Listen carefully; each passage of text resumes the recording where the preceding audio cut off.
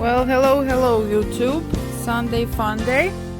A little walk through. I've been laying really low this week, kinda recuperating after all these shows, and there's lots of pottery that needs to be done. By the way, the Etsy shop is back and running. Thank you very much for the orders.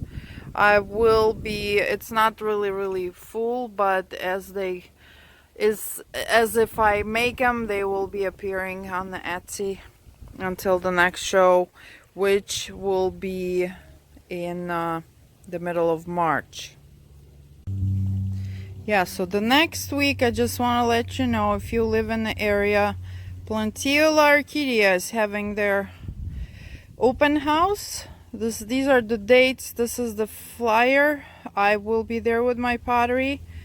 Strongly recommend. Besides Plantio, right behind them is Tropiflora, which is one of the best sources probably in the country from bromeliads. But Plantio will really be a great experience if you've never been there before. It's a really good place to visit. And then my next show, I have a flyers a little bit ahead. March 13th, 14th, the Englewood Orchid Society. This is the address. It's a smaller orchid society, but it's a wonderful show. There will be great vendors, Ritter, Odoms, Blue Pagoda, and stuff like that. And they always have amazing displays. And of course, we'll have a coverage of it. So, for now, what do we have blooming here? The girls are opening. There's one that does not has a name tag, and then there's another one. She opened. You guys been asking about it. It took her a good month and a half, if not more, to open. And it's a really cool Sonancidium family. Trichocentrum splendidum. Dun. I don't even remember where did I get it. They've been sitting really quietly for a while. I actually asked Brett from Accent what to do. I had them for 3 years and nothing happened to them. He suggested to move them to the more wet area, so they've been sitting with bulbophyllums, and miracle happened. This one lost the tip due to, I don't know, rat or the thrips, whatever it was, but it is blooming and it's beautiful. It's pretty significant sized flower. So yeah, we have a company here today. Yvette, Martha, and her team, or her victims, whatever you prefer to call it. Okay, so my violation keep attaching really happily. There's a growth in there, which is promising. We'll see what happens. Other than that, what do we have in here? It's gonna, by the way, right here, right now, we're gonna do little remodeling. I'm gonna show you what happens after. I happen to like to use the plastic shelves as a base. I, of course, like those metal shelves that you see, like a 3-tier, but they cost a ridiculous amount of money. They're like over $200, close to $200. So I decided I'll go with the shelves. Usually the set you can buy $30. If you buy them from garage sales or stuff, you can get them for like nothing. So I'm gonna take this one and put it right here, and we're gonna do a little bit of a remodeling. Before that, what's blooming? This little thing is finally opening, still in the process. Here, I move this thing to a little bit stronger light. Phalaenopsis are being Phalaenopsis. And, yep, who's doing that? You tell them, Martha. Okay, my dancer, Hawaiian Aloha dancer, opened all 3. I still have those cards in my hand. They're really cute. Look at them. Aloha dancers. BLC. Are you girls? No, they're not fragrant, but look at them. It's a very medium-sized flower, but it's very, very happy looking. Well, if you're a aloha dancer, I think. They really look happy, like aloha dancers. My path is going on probably 3 months now. These girls are blooming. And I still didn't find a tag, but I'm more than positive that it was something Dior. Really pretty. BLC. And here, the second Irene Newman opened. Good job. Yeah, there are tigers, lions and tigers and bears in this house. Lots of activity in Phalaenopsis. We're having pretty cold weather, but for some plants, oh, look what we got here. Somebody decided to bloom. Somebody has a crazy long name, I remember that. No, Paphiopedilum Tony Semple. Those geckos gonna give me heart attack one day. Oh, that's not the gecko. It's the, what is it called? The iguana. Jesus. Oh, yeah, I actually did encounter I call him Big Boss one time. He is ginormous. He is like at least 3 feet long. And it was right after we put up our fence. I with the fence, we blocked his way out. And I decided it's funny. And I decided to take a video of him.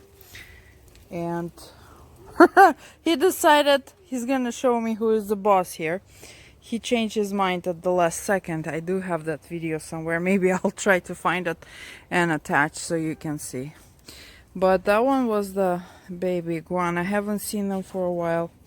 The doggies are usually scare them away, but all dogs are out and they don't care. This is the nature of Cavalier King Charles. Nobody's afraid of them. They're just sweet, sweet puppies. So, Coco. So yeah, here's that video of my little friend. And that's where he tried to intimidate roommate me because I was smart enough to talk to him. I think I covered his exit. Sorry, buddy. And we'll find another one. I won. Basically, what today I want to show you is my Lycoste show happening. This is the one that you've seen. One was open and it's already dead, but the others are opening. There's still quite a few. And they're beautiful. So there is how many? 1, 2, 3, 4, 5, 6, 7 open at this point. And 1, 2, 3, 4, 5, 6, 7, 8. Like 9 more to open. Or 10. Yeah, 10 right there. So these are my beautiful Lycoste Red Jewel. And also my newly purchased Lycoste, the other one that had 6 blooms. It opened. It didn't open all of them yet. It opened, well, almost. There's 2 baby, 3 baby. But look at this pretty. Isn't she something? The name is Lycoste Dowiana. That's a species as far as I understand. Can you imagine you walk in the woods and then you see this on the tree? How wonderful would that be? That is from Equigenera. Nope, it doesn't have any. See, there's one more getting ready. We are having a really, for our taste the Florida taste of very cold winter. So I do see the results of it here and there, but I leave them out. If it will get below 40, I will definitely get them all inside, but for now they're all outside. This is also from that haul from Port St. Lucie. I never did the whole video, so I'm gonna highlight them. Also Lycoste. I was really in Lycoste fever there. Tricolor, it's called. Look how sweet this thing is. And it has a very strange fragrance. If I'll tell you what it smells like, you will think that I'm a strange woman. It smells like a freshly ironed laundry. That smell of the iron, you know, that, right, the fresh one. So yes, for now I think more or less this is it. There's stuff happening that I already showed you. My beautiful girl right here is being friendly with other orchids. Look at her. Don't have a name for it, but like I said, this will bloom for months. I think everything in this world has a purpose. I was giving up on these guys because you get them cheap in Home Depot and they never rebloom. This one reblooms for me constantly, and I think she does it. She kind of brings that love and hope for me in all the Oncidium hybrids. So let's go and start that shelf project.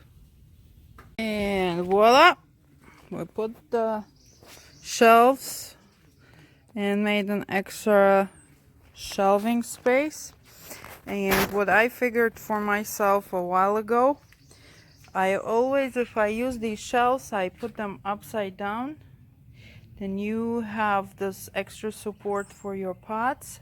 And besides, this specific kind, I got it at Sam's. As you can see, has these sections. And it's a perfect fit for the square, whatever they are, 2-3 inches pots. Okay, then I put the little tiny guys in there that are survival. And the long Cymbidium pots are also fitting perfectly in there, and they are pretty firm in there. So for now, I'm gonna, keep sorting out the orchids. I need to get on it. Here's my path frag section, and I made in the back there the Brassavola table, because I believe my Brassavolas are not performing really well because of I watered them too much. They want a little more of a dry. Okay, so for today this is it. I hope you had a great and still have a great Sunday. I think I'm gonna say goodbye to you and wish you a wonderful rest of the day, and I'll talk to you next week. Bye bye.